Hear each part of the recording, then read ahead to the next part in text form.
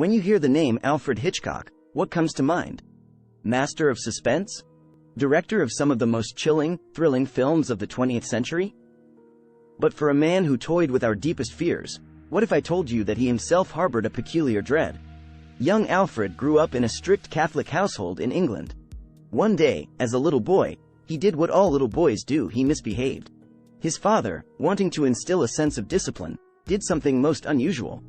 He sent Alfred to the local police station with a note. The officer, after reading the note, locked young Hitchcock up for a few minutes, declaring, "This is what we do to naughty boys." Though it was just a few minutes, for young Alfred, it felt like an eternity. And here's where our tale takes a turn.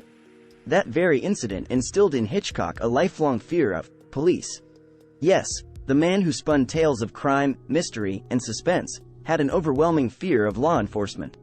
Those who worked closely with him knew never to mention police around him. But if you watch his films with a keen eye, you'll notice something.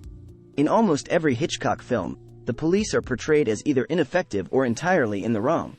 A reflection, perhaps, of that childhood trauma? Here's the rest of the story. While most would let such an experience taint their perspective, Hitchcock channeled it into his art. His phobia became our thrill. Scenes that might have been mundane in another director's hands became heart-pounding sequences under Hitchcock's guidance. He knew fear intimately and wielded it masterfully. Towards the end of his life, when asked about his unusual fear, Hitchcock, with his characteristic dry wit, remarked, "I'm scared of policemen, always waiting for them to come and get me." But instead of letting it hold him back, he turned his fear into a film legacy, proving once again that sometimes our deepest dreads can fuel our greatest achievements. And now you know the rest of the story.